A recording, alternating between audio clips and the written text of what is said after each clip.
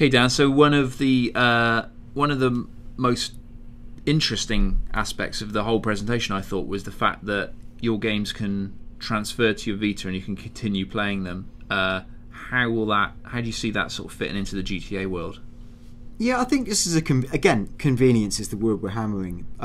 It just makes a big difference. Like, say, again, I'm playing GTA 5 in the front room. One of my loved ones comes in and says, I want to watch something that I certainly don't want to watch. I can pick up the PS Vita, go upstairs, carry on seamlessly with my game of GTA 5, and it will look and play exactly the same with a virtually identical feature set. Do you see this as a direct response to Wii U, I guess? Or is it something they've always had planned in, do you think? No, I think it's two things. One is that they needed something to, Vita's, in so many words, on life support. And I'm not in any way dissing the hardware. I think it's a great piece of hardware. I just think because of the way the world's changed and the way the business models have changed and what people expect to pay for games, Vita was in danger of becoming a redundant device.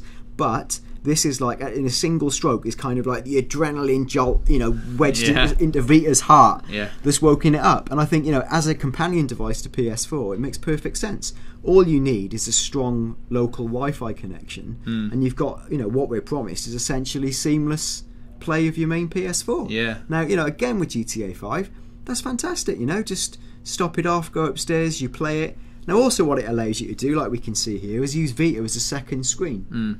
This, as any Wii U owner will tell you, is possibly another slight white elephant. Yeah. Because what it means is really, oh brilliant, we've put a map on a second screen. Yeah. Now, but again, on GTA 5, there's an argument that actually maybe that's pretty useful. Yeah. Because if you can glance at your map, and again it's pinchable and zoomable, and if you can see like the two other characters like Franklin or Michael on the map at any one time, and let's say character switching them is as simple as, rather than pressing pause, you just go onto your map and click the dot that's Franklin, and it takes you straight in the main TV to that character.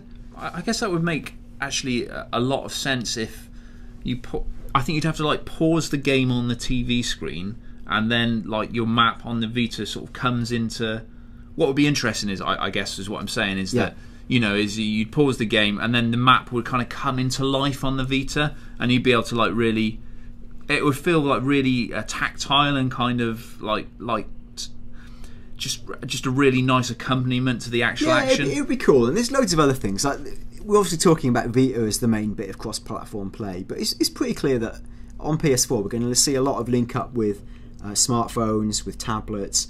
So we're going to see a lot of things like, even when you're not actively playing your game, which would be GTA 5 in our case, you'll be able to go away and perhaps like edit the way your character looks. You might be able to edit, and again they've talked about gun customization. You could customize your guns. You could do things like, because the game carries on Max Payne's crew system, you could be like maybe tweaking bits of your setup on smartphone beforehand. You could be managing different bits of XP or fame or views like we've talked about that you've earned. I think there's huge potential for it, and Sony is sort of hardwiring in all the stuff we'd expect from a modern games console, and it's really applicable for GTA because it's such an open, interesting world, and there's so much scope to buy things and to customize. It's like an experience you want to take everywhere with you and be part of living it. And I presume you mean like by taking away, you mean when the actual game's kind of switched off, you take your Vita or literally take it away, on the train, and you're still tinkering with the world of GTA 5 on the move. I mean, I was speaking to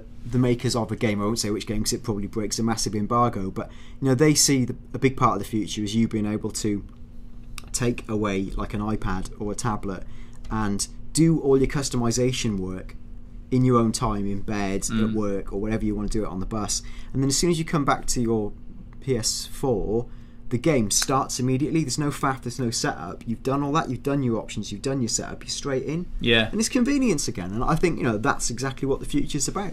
On one final point on multiple screens, what if you could use it to almost represent a second character's pair of eyes?